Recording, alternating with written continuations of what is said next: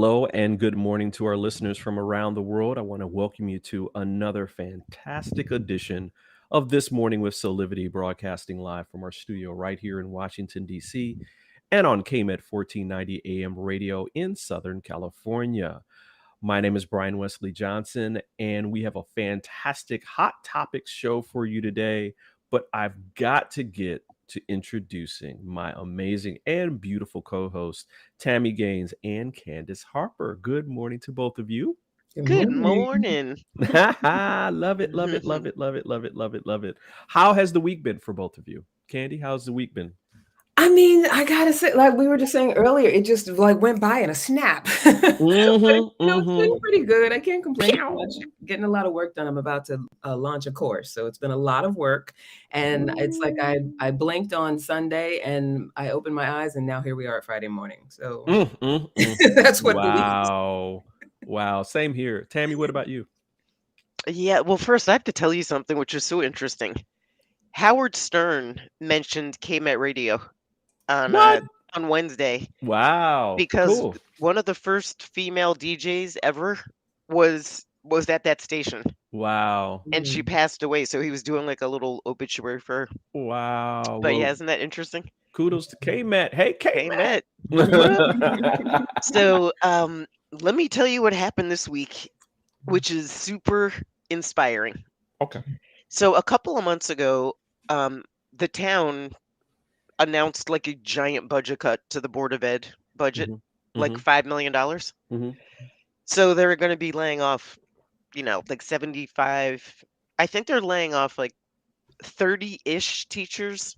Oh my God. Wow. And they're laying off like 52 paraprofessionals. Wow. Those are the professionals that support the kids with special needs and kids that need like extra help in the classroom. So the kid, by the way, this happens every year. Like all of our favorite teachers get fired, and then somehow they find the money to hire some of them back. So this has been a crazy cycle since I've been here. So the kids just had enough. So they literally descended on the Board of Ed meeting first. Like 200 kids. Wow. To show like, solidarity and like they're against this. And then the next night they went to the town council meeting and spoke. There was like little kids from like she was like 6 years old. She was so cute. She was like, "Please don't fire Mr. Hobbs. He's such a great teacher." Anyway, the kids got increasingly more elegant as they got older. Wow. When they got to the high school kids, this impacts like my daughter more than anybody. Like it impacts rising seniors. One of the ways they decided to cut costs was to shorten the high school schedule. So instead of taking 40 credits, you can only take 35. Wow. If you're a rising senior and you're short credits, you don't graduate because of this. No, you don't. So, oh my God, they were like fired up. And my daughter's best friend spoke. He was amazing.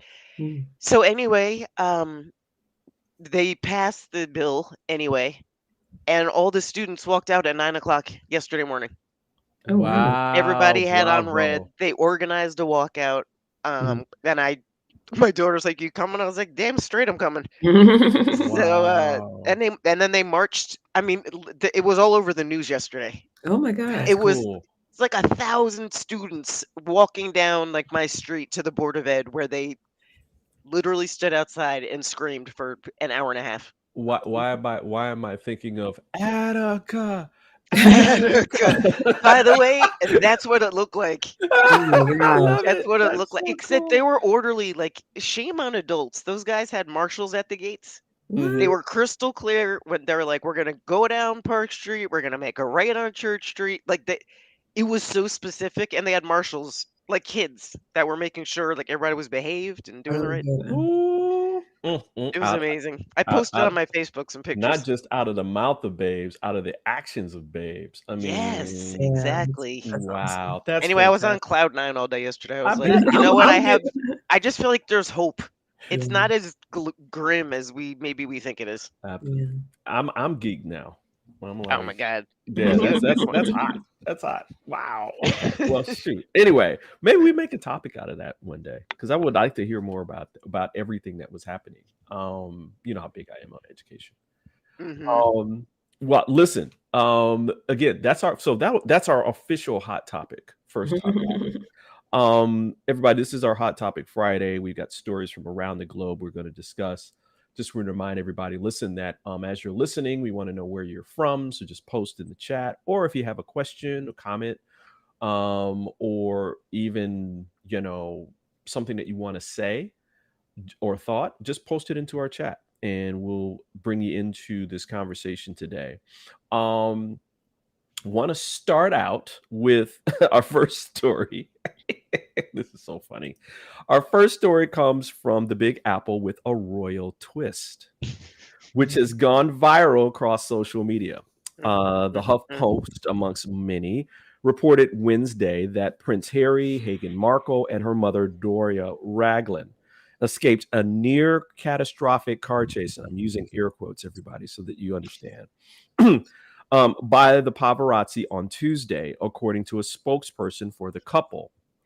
This relentless pursuit, lasting over 2 hours, resulted in multiple near collisions involving other drivers on the road, pedestrians, and 2 NYPD officers, the spokesperson said.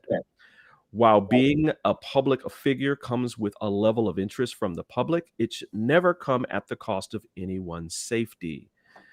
While there were various additional reporting on whether or not the chase was a high-speed one, many outlets did confirm that the couple was chased by the media. And by the way, today is their 5th wedding anniversary.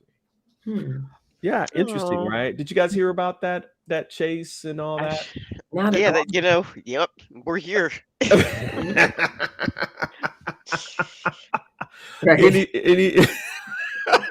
Any thoughts about this? I mean, it was like a mess on Thursday because everybody was like, was it really a chase? Was it not a chase? I thought the whole thing was kind of funny. Yeah. I feel like, you know what? It's 5 years of attention-seeking behavior. But the funniest thing about that was the reporting. Unless you live in New York, you wouldn't know any of this was wrong. But they said they were going 100 miles an hour through the streets of New York. I'm like, you can't go 4 miles an hour through the streets No, of New you York. can't. No, I don't care who you are. So it was like when I heard the story, I was like, this is such a major exaggeration. But the funniest thing of all was they got the cab driver on the news that night, like, and they were like, was it as bad as they said? He was like, not so much. Not so much. She said, they were around. Nobody was in danger. They said that they were being chased by media paparazzi, but on like the e-scooters. That's so ridiculous. They said, like, this might be true. They said when they got to a red light, like they would get mobbed by paparazzi. I think that's possible. I can believe that. Then I can believe that high-speed chase. I was like, this is not your mother's. This is not your mother's like press. Yeah, and I wouldn't even call it a chase. I think that if the spokesperson had said that it was like severe harassment, like over 2 hours as they were driving, then it might have been. But that whole like it was a chase, like something like Dukes of Hazzard, get it, Dukes of Hazzard. It wasn't even a chase either. Like the cab driver's like, he said it wasn't 2 hours. Like they were going from one place to the hotel, which was like 20 minutes. Right. And then they landed at the police station. Right. Well, do you think that it's more like the media's loose interpretation, or that they were actually, because you mentioned, Tami, about the possibility of them being attention seeking. Here's the thing. I'm a little biased because I started reading Prince Harry's autobiography. Yeah. And, and I've always loved Meghan Markle ever since she sort of came onto the scene. I do really like her. But I'm wondering if this is a totally media manipulated thing. No way. They put out their own press release. They did. And they said they were chased. They said we were chased at high speeds through the city, through New York City, and they put out their own press release. Yeah. And by the way, I do really like Meghan Markle. Yeah. I think she's. I used to watch her on Suits. I thought she was like super, like I love that beautiful show. and smart. Yeah. And Charles, I sort of admire him for breaking from the monarchy. I think it was a mistake long term, but that takes a lot of courage. So I Yeah. don't dislike them. Yeah. I do think they're running out of ideas. They did that thing with Oprah Winfrey. They, Prince Harry put that book out. Tabby. I think they were having dinner like, damn, Dang. what can we do next? We need our next marketing thing. I know, a high-speed chase through New York City. Yeah, we'll blow this up. I think, I think I'm right. I'm probably middle of the road between both of you. I think that one, they're playing the game, right? They understand how the media is going to react to their words. And so when a spokesperson crafts a statement, you better know that both of them read it and approved it before it went out. Right. And so they know the words that they choose within that to incite, whatever it is to go viral and for them to get, some sort of publicity from it is part of the game. Now, on the other hand, I know without a doubt that they got mobbed, and they were mobbed as they were going slowly through New York. As they were in New York City traffic. It's like slowly, I mean, it's like especially that time of day. Yeah. Oh, come on. Oh, yeah, if it was daytime at all. But now I wonder too, though, like, you're right. They do have to approve everything that's released, I would imagine. But it's like, when you read his autobiography, the way that he was emotionally affected by, his mother's death, it's so real. Like, I wonder if there's a level of just paranoia around it as well. Because he's very paranoid around something happening. Huh? Yeah, that's fair. That's fair. I think that's fair. I think that's fair. He's very high alert when, around something happening to Meghan. And then for himself as well, like, I feel like often children of parents, if a parent dies, if it's of cancer or a car accident or whatever, you can't help but take on, I forget, there's a psychological name for it, where you take on a fear that it's actually going to happen to you. Right? Because you're your parent's child, even if it's an unreasonable fear. Like, I wonder how much of it is influenced by just pure paranoia. Like, this is going to happen to us. Oh my gosh, they're mobbing us. How fast are we going? You know what I mean? Yeah. But I think he's like never forgiven his family for what happened to his mom. Absolutely. Like, they barely. It'd be hard for me to do it. Yeah, me too. And I think he's just finally like sick of it. Like, sick of it all. Like, by the way, I forgot their Netflix special. That was on there. Yeah. Anyway, it's sad. It is unresolved pain. Yeah. And Meghan Markle should be. I mean, she wasn't like an A-list star, but she's been like, that show was on TV for like, I don't know, 3 years, 4 years. Oh, well, No, it was on for a lot. So, I remember from the beginning. Isn't she used to like media attention? She said in that one special with Oprah that she was able, like, she was in Toronto. I think that's where it was shot. And that she could walk home every day and nobody would know who she is. And then and go to the grocery store and all that. And then that all changed once it got out that she was dating Prince Harry. And that she would leave the set and they were there, and that it went from that to them trying to film her while she's on set. And so I think that, again, I think both of you have important points. I can't disagree with either one of you because it's so complex. And then I look at like where they live today. They're in a part of California that is where you can buy property where you can't see them, you can't get on it, without being noticed. It's not quote unquote remote, but it is spacious, right? And you compare that to New York, which is like people on top of people on top of people. It's a completely different environment. And so you compound that with the history I mean, you Oh, wake I up see one, what you're saying. I yeah, see you what you're wake saying. up one morning and your dad comes down, or maybe not even your dad, maybe your secretary, comes down, and you're what, 11 years old when he found out, and they say your mother's gone. And it's like, well, what happened? Well, the paparazzi chased her and she ended up crashing and getting killed. That's a pretty big thing. I mean, it looks like his happiest days were when he was in Africa, away from Yeah. He talks about that in the everybody. book. I gotta tell you, when I get chased by paparazzi, what's happening, grocery store, school drop off, softball games, walking the dog, I just kind of decide these people are just doing their jobs. Like, ask me what you want. What do you want to know? What do you want to know? Girl. On that note, we're going to take a quick break. And when we come back, we're going to talk about the latest hot topic with actress and humanitarian Angelina Jolie. We'll be right back. 6 years ago, when I started Soulivity, my vision was to support everyone in improving their life through the discovery of their passion and purpose, so they could become the best version of themselves, to battle fear and ignorance, and create a better world today. Get inspired to live your passion and purpose. Visit Soulivity.com now. And we're back with more of This Morning with Soulivity. It's a Hot Topics Friday. I have my beautiful co-host Tami Gaines and Candice Harper. And we just talked about the Duke and Duchess of Sussex and their wild wind chase in New York. But let's move on, shall we?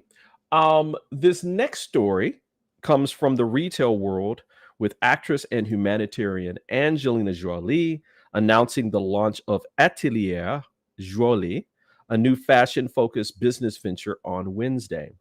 Atelier Jolie will be a fashion brand that sees consumers step into the role of designer. Interesting. Allowing them to partner with a global network of tailors, pattern makers, artisans, and produce garments. The business purpose is to democratize the fashion industry by allowing consumers access to emerging designers and artisans, the company's mission statement said.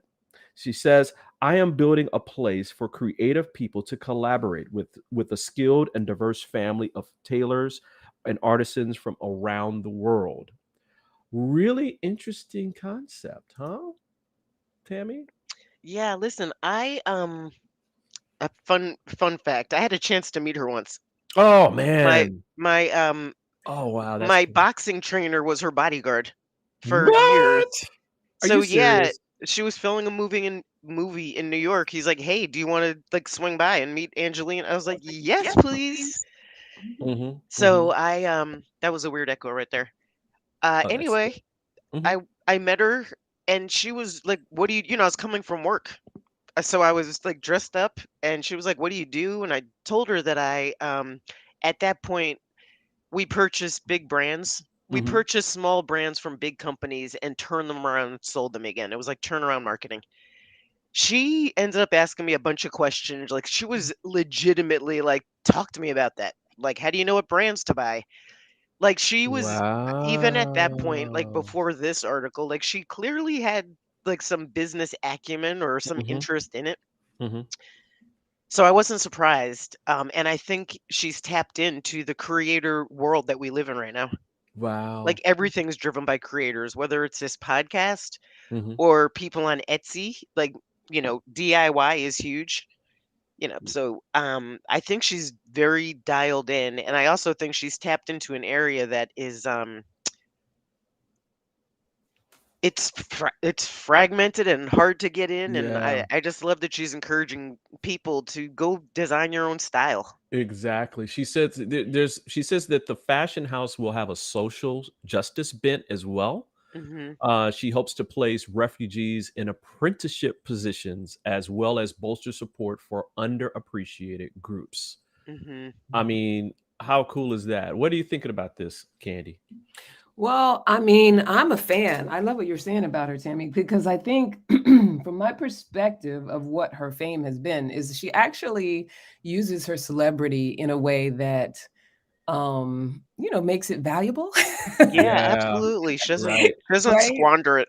And she doesn't just squander it. You can tell that she actually has a level of reverence for it just because she makes it about what she can do for her, her communities, other people's communities, and how she has a global reach. She takes advantage of that and helps people with it. Right. So I've always loved her. Like I've always been a big fan, not just because she's a beautiful Right. actress, but because, I feel like that's been her brand. Like I Right. actually care about the world.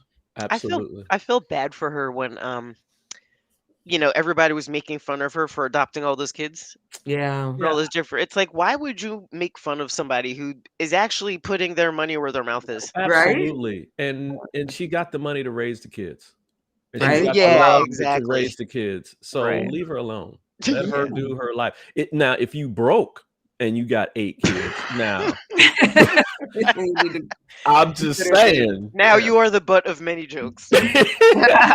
Just saying. But not But she's Angie. doing with her wealth what we often criticize people who are very wealthy or who have celebrity. I mean, she's doing with it what someone who actually cares would do with it. Like Right. Yeah, I mean, we if just you talked had about unlimited funding.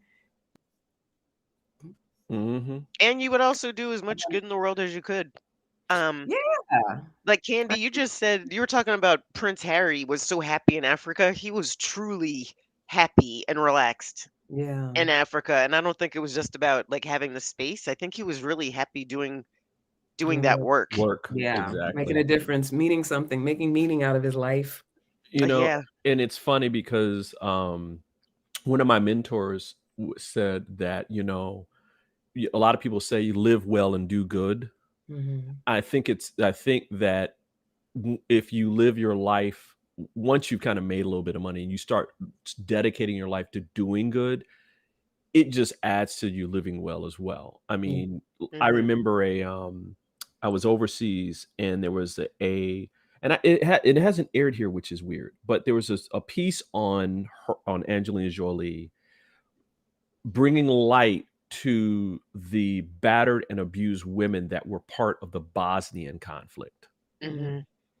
And she was there on the ground, walking through, talking to women that, in the history and that kind of thing. And I was like, that's how you freaking use your celebrity. And this was years and years and years and years ago. I mean, she had some notoriety, but she wasn't even as big as she is today. Mm-hmm. And I You was know, like, I mhm. love that. I got to tell you something. She is super short. Really? Yeah, she's I like did not know. I She thought looks she so was tall. smaller. she's super short. I think she's like my height. She might have been like 5'5" or 5'4". Like Mhm. she's very tiny. And Mhm. when this was so stupid, when Ralph introduced me to her, I was like, Mhm. "Wow, you're super." I was like, "You are super short." What did And she she just say? started laughing. She was like, "I get that reaction all the time." But she looks Because tall. she looks big. She does those action movies and Yeah, and she was lower cropped. that's But the that cool camera angle, but the cool thing is, I What? was like, "You're small but mighty." Because Oh. that's why why I like her. Like she is using her wealth the right way. She's like showing women that size doesn't matter. Mhm. Mhm. You know Mhm. what I mean? Like Mhm. she's just about like righting the wrongs. Wow. Um, That's cool. yeah. I'm glad you met her. I would like to meet her one day. Right. We're not in the hip like Tammy Oh is, no, I think Ralph. No, it was only. Listen, I knew the chick's bodyguard. That is not in the know. We weren't having dinner together. You want to go get some McDonald's? No, no. She was like, anyway, got to get back to work. Oh man, listen, we've got more hot topics for you today. We're going to take a quick break, and when we come back, we're going to talk more about this new NIH study that talks about healthcare inequities and how it's affecting our economy. So we'll be right back with more of This Morning with Soulivity. Have you ever asked the question, If I was to be anything, what would I be? Regardless of money, regardless of status, beyond popularity and fame, living your passion, feeling your life has purpose. Soulivity is a space to nurture that which lives in all of us. A place where work can become play, and doing what we love creates the dreams of a lifetime.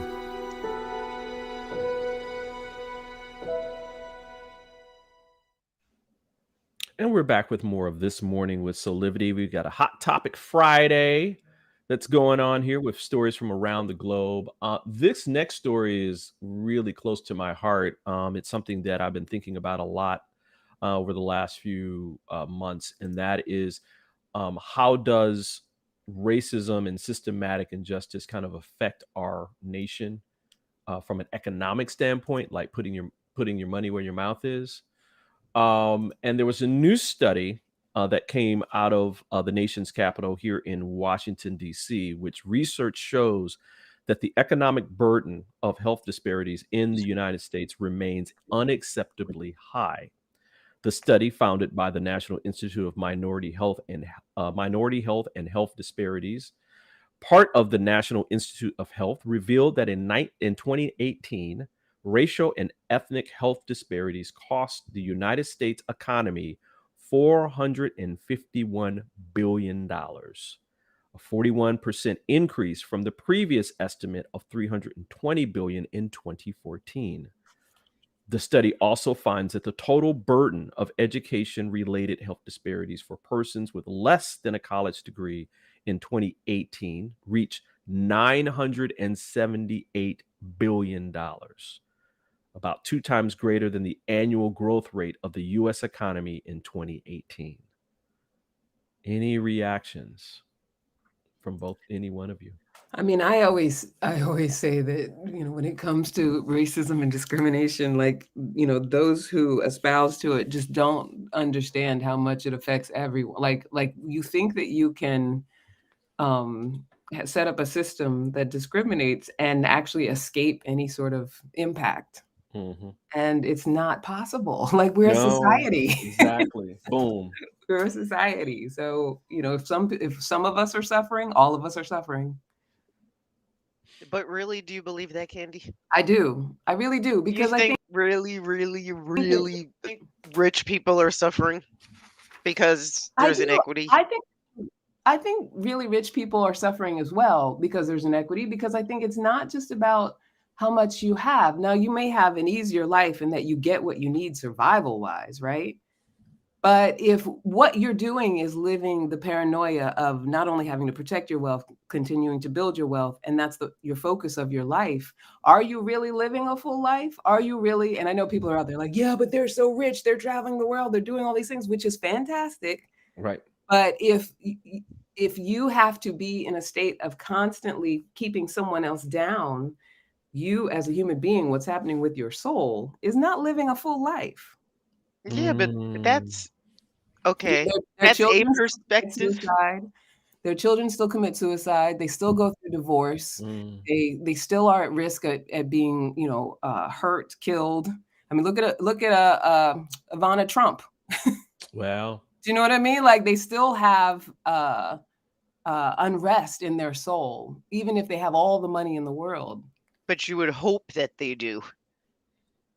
I would hope that they have unrest in their soul. No, you would hope that they actually have a soul.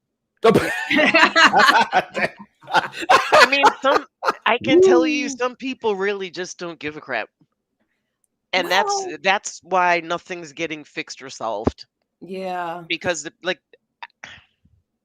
I don't know if it's that they don't give a crap. I think that we're all at different levels of our existence as far as, our growth in the world, right? Mm-hmm. So I think that some people don't have the emotional maturity, and some people don't have a sense of community because they're where they are in their energetic journey. And I know this may sound very woo-woo, but I think it's not that they don't have a soul, it's that they don't understand that, like I said, as a society, if anyone's hurting, they are hurting. So they don't understand, why did my kid get on drugs and kill himself? I have all the money in the world and all the riches in the world. Why did that thing happen?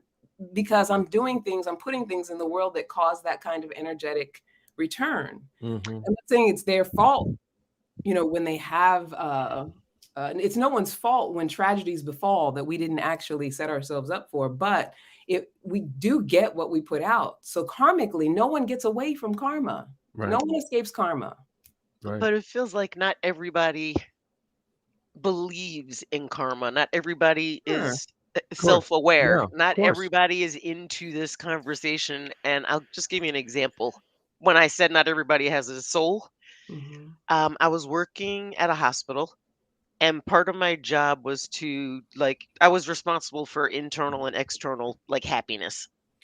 So I was in the emergency room, which of course was filled with Black people because this was, it's a city, it's a city hospital, public hospital. So while I was there, an altercation broke out. This doctor shoved me into a closet. What? And said, stay here until I come get you. But anyway, it turned out that there was a crazy shooting in the emergency room. And we'd been asking corporate for money to install more security so that our doctors and nurses could be safe and our patients could be safe. They weren't willing to come up with, if you knew how much they were making overall, it was like a drop in the bucket. Yeah. They were like, nah, we'll figure that out. And there was subsequent, violence in the emergency room. And I just remember thinking, I was sitting with the CEO of the hospital. I was like, how do they not sacrifice something to give them money to protect this community? And he was like, they just don't care. It's literally not about the money. They had the money. They just didn't care.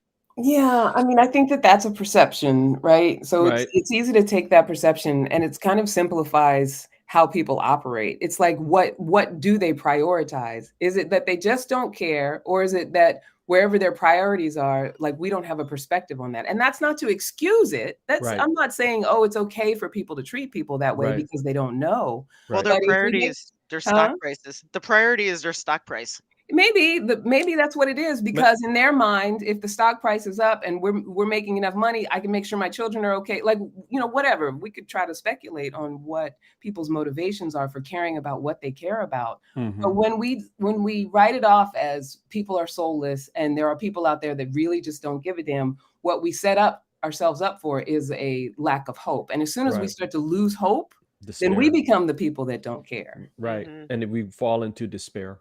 That's the next piece. I'll say this, that I think that, again, this is funny how I'm saying this. I think both of you have great points here, and that there are people that quote unquote don't care.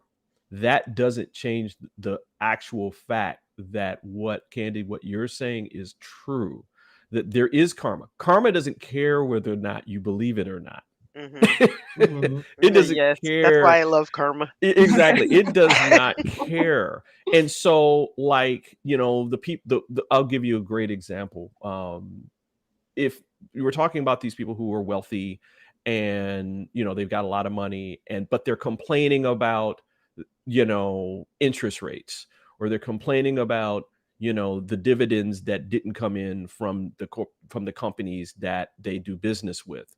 Well, if you have a deficit of almost $1 trillion, which is 2 times the annual growth rate, what happens to your dividends in terms of stock prices, right? If the economy is doing well and the growth is up, guess what happens to your stock price? It also goes up and you actually make more money. So if it's a money thing, right? And or they're more concerned about the future with their kids, and them having enough money and that kind of thing, even though they have money and they want more, then ending this is actually in your benefit. Mm-hmm. Yeah. And So, oh, sorry. you know, just to a different perspective on it. I think that America still has to go through this whole truth and reconciliation around this, and that it's got to just be done, and then those folks who may be on the fence see the positive effect and they go, oh, okay, this is cool. I could tell. I mean, I started a pre-K a while ago, and I had to have a board of directors, and so I was always out talking to really wealthy people about the importance of early childhood education. Right. And was very successful in getting some extraordinarily wealthy people. They have buildings named after them, and they have schools named after them. And we sat down, and they were like, talk to us. I was like, when Black kids don't go to pre-K, they have a 70% more likely chance of landing in the system somehow. Right. That was enough. They wrote the check. There was other people that we talked to that were like, nah, I don't think so. Like, not for me. And that's where that was a while ago, but that's where my perception is. And I'm back on another board that's focused on getting high school kids into college, like brown kids. And we're about to embark on the same thing. So I do think fundamentally, Candy, I love what you're saying, and I totally get it. But sometimes it's just right in your face. Yeah. You know what I mean? Like it's like, wow, I'm just looking at their faces. I'm like, whoa, they're really disinterested. Yeah. Well, and I'm not disagreeing with that, because I think, by the way, I know there could be other reasons, but fundamentally, like, they could have like thrown us a bone. Like, I'll give you $100. Yeah, but do you see how, Tami, it's always from our own perspective, right? So in my perspective, I know what I prioritize, right? So I could be giving someone an FU is something they want from me, because I'm prioritizing something else, and the way I see it is what's important to me is more important to me, and I'm not worried about what's important to you. And I'm not saying that to say that it's okay for people to neglect other people. Like, if you have it to give, it's not okay to just be like, I don't care, I'm not going to do it. But what we have to be really aware of is that we, like, the way that we perceive people, the way that we perceive how people, use their wealth, or like we were talking about with Angelina Jolie, use their celebrity, the way that we perceive it only has one dimension. Right. Right. And I'm not saying that to even argue that there aren't people who don't care, but it's not that they don't care and don't have a soul. It's that what they're looking at as important is completely different than what we think they should be looking at that's important. Yes. And if we're not willing to open up to that, everyone has their own set of perspective and priority and all of that, if we're not willing to open up to that, then it becomes, we are disenfranchised and no one's ever going to help. Right. Or that, it's hopeless because people can't figure out that people should care about other people. Like that narrative kind of puts us all in the same place. I'm not saying I'm hopeless, but to bring it back to bring this all the way back to where we started, the disparity is not going to be addressed until it's really important. Right. For some Agreed. for some reason beyond, Agreed. Yeah, I agree with that. Definitely. But here's the thing. You can't get people to address it and to care about it unless you get into what they care about, so that you open them up to that. And I'm not saying it's, the responsibility of people who are disenfranchised to change the minds of those who are not. But if people can't find their emotional connection to something, then they won't care about it. They know what they're emotionally connected to. But still, they will suffer whatever consequences from disenfranchising others. I mean, none of us gets away with it. Wow. I love this conversation, but I have another great topic that is he's like, anyway. No. Anyway, moving right along. Forget all this systematic racism and all that. That's small talk. That's not that interesting. Well, we're going to move into something that I think that both of you will appreciate and literally love. It is called Love on the Trail. The Camino de Santiago is the ironing board of the stress of life, a way to find oneself and direction in life through walking day after day across the Iberian Peninsula. However, an American and a Dane didn't find themselves on a hike across the famous European pilgrimage trail. They found each other. How cool is that?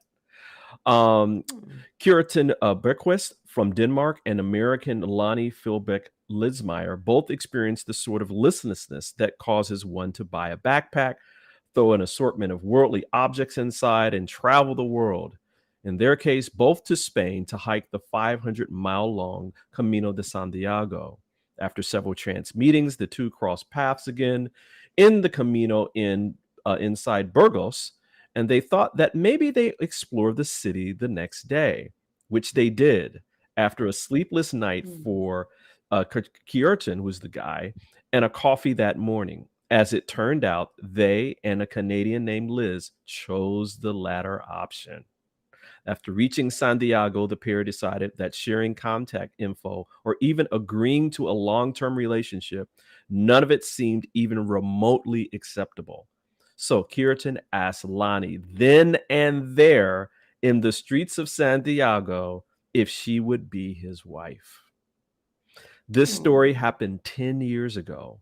Now Lonnie and Kierton live in Denmark, and she works as an education consultant while raising 3 bilingual children. Aww. Don't you just love love? I was laughing. I know you. When you first of all, love, that was super sweet. But when you were like, that was 10 years ago, and I thought you were gonna say, and now they're not together anymore. Nah, you come on. Now you know I was gonna say that. Womp womp womp. No, I'm just kidding. No. So, are you either of you familiar with the Camino de Santiago? No. The walk? No. So, a few years ago, I did a dual part interview with a person that actually did the walk and then started tours. And basically, there's several different places that you can start, but the traditional one is in Portugal. And you fly into Portugal and you get yourself set. And then if you have bags or whatever, they ship your bags ahead of you while you have a backpack and all the other necessities that you need to walk. And it's literally like a pilgrimage. And you walk this walk. It's 500 miles in total. You don't do it all in one day. You do several stops, as many stops as you want. But you do this walk. And from what she has said is like, it's one of those things where a lot of times you're out there like on your own, but it's safe and that kind of thing. But you're just out in you're in your thoughts, and that you come to a lot of awarenesses and a lot of resolutions around your life. And it is a truly spiritual experience in that when you reach Camino de Santiago, which is at the northern tip of Spain, you reach this beautiful church and you give thanks and prayers for reaching there safely. And the idea is that your life is forever changed. So I picked this particular one because it's like, wow, these two hikers were on this pilgrimage for their souls, and then they found each other, and then they found happiness and love. And so it's like, wow, that's really, really cool. Yeah. I mean, it sounds like a core value matching, right? Obviously they were both. Yeah. And I mean, 10 years after, I mean, they've been married for 10 years and they have 3 children. I mean, I love the fact that it's such a great metaphor for relationships in general. Right. You know, the fact that like when you're committed to a relationship, it is a pilgrimage because you have to walk together through, you know, good times and bad times and tragedy and happy times and, you know, ups, you know, hills and valleys. Right. So I think it's a very interesting, it's an interesting metaphor. You know, I was dating this guy a while ago and we decided to do this leadership boot camp, which was crazy. I mean, it was insane. We were up every day at like 5 a.m. And we we went through like warrior training. Like some dude jumped out of the bush and tackled me, and I had to defend myself. Damn. We my lugged God. like we lugged a 30-pound cooler full of our food up. I think that was like 13 miles to the top of this mountain where we had to then go cook. But I will tell you what, Wow. when I wanted to quit, he encouraged me. And when he was like, I got to sit down, I'm like, we're almost there. Like that was, we didn't end up together, but we're still very good friends. But that was like a strengthening experience. Like it was amazing. Like through the rain, like it rained, there was mosquitoes. Wow. So I understand like this walk. Yeah. Yeah. And I do see how it could bring people together so quickly. Yeah. I mean, they were just, I mean, I could totally see them because I think Burkett's just not even halfway there. I could see, I mean, you're 250 miles or 300 miles to go, and you're there alone with this person. But you're also like what Tami was describing, you're forming true Absolutely. partnership, right? Like, Absolutely. we're surviving, we're having to make it, we're having like I used to, when I was a matchmaker, used to send people on a date to like an escape room. Because and I know You're like, if they can get out of here, they can get out of anything. Right? But it was like, on such a smaller scale. It's like when you put two people together and rather than having to sit across from each other and just, try to figure each other out, actually raise the stakes just a little bit, and then to raise the stakes to the height of that walk. Like you really get to see if you can partner with this person, if you can have a true partnership, right? It is, I am a fan of that. Like I'm a huge fan. So we, I have a tenuous relationship with my oldest daughter. And during the pandemic, she freaked. Like she wouldn't leave her house, she wouldn't go anywhere. And I finally got her, like I said, let's go for a bike ride. And we went down to the beach where there is a 7-mile ride, like along the water. Anyway, like 2 miles in, I was like, oh damn, why did I even suggest this? But my two daughters and I did it. Like it ended up being 14 miles, and it was hard, and we were tired, and we ran out of water. But it was also beautiful. Like it was amazing. And when we got back, like we were better. We weren't great, but we were definitely better. Wow. Well, on that note, we're good. I mean, our hot topics are over. We'll have to do more next week. So thanks, lady, for your thoughts and beautiful jokes. Y'all got jokes today. It was wonderful. Paparazzi jokes. Exactly. As we were chased slowly in New York. Anyway, listen, Candy, you've got some great things that are happening with Candice Harper Love Coach .com. And you've got this great, you're talking about you're going to be doing some classes soon. Yeah, so I'm doing a soft launch Monday and then official launch on the 29th of my course, A Love Life That Loves You Back.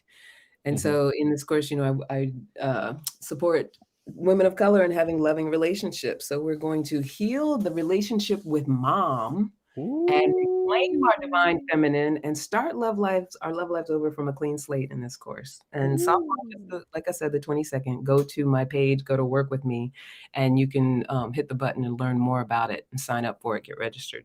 Excellent. Thank you so much. Yeah. And Tami got another Tammy's Table coming up on Monday. Yeah. What's happening on Monday? So I mentioned once before, once a month, I try and pick a topic that directly supports families that have kids with special needs. So this is that Monday. So I'm gonna have Sharon on, my partner. Sharon's gonna be on. We're two moms that are in the thick of it. Yep. So we always have an interesting conversation that could benefit families. So I'm excited about that for Monday. Oh man, this is gonna be great. I just love her. She's amazing. She's amazing. She's a good people. Well, listen, everybody. We're at the end of our show today. We hope that you enjoyed all the topics, and of course, the beautiful to host here, Tami and Candy, who always have some amazing and wonderful things to say about life and living. I'm a student of theirs. Remind you, please follow us on social media and join our mailing list. You can have access to exclusive content. We will be starting our giveaways again soon. So if you are part of that mailing list, you can have a chance to win. Man, I love these shows. We talk about so many wonderful things, but it's time for us to say adieu. On behalf of all of us here at Soulivity, I want to say thanks for joining us again for another episode of This Morning with Soulivity. We hope that you come back and join us every weekday at 8 a.m. Eastern for our live broadcast right here at soulivity.com and on our social media. Or you can listen Thursday and Friday at 9 a.m. Pacific time on KMET 1490 AM for all of you on the West Coast. Ladies, any final thoughts before we get out of here? Tami, real quick. No, thank you for another great show. I'm wishing everybody a fantastic week until we talk to you again. Hey, I love it. Candy? Yeah, I mean, just, love for everybody and everybody. Uh-oh. Uh-oh. I'm sure it's powerful. I know it's powerful. It's got to be powerful. But listen, everybody, we're going to get out of here. Thanks again for... Oh, there she is. Come on, Candy. Come on now. You're part of the greater good. And there she is. Next week. Go for it. Candy. Oh, we're losing her. Come back. I know. It's okay. No, go for it. You got like 30 seconds. Go for it. Hello. Uh-oh. Love to everybody. Remember, you're part of the greater good. Did you lose me again? Stop torturing. Stop torturing Candy. I know. It's not torturing. I'm sorry. Oh, man. Right. Well, I think this is not happening. I keep cutting out. I know. It's like whoop, whoop, whoop. Anyway, thanks everybody for joining us. We'll see you again on for another edition of This Morning with Soulivity. Keep on having real conversations that empower with passion, purpose, and have a high quality life today. See you next time. Bye. Bye-bye. Bye.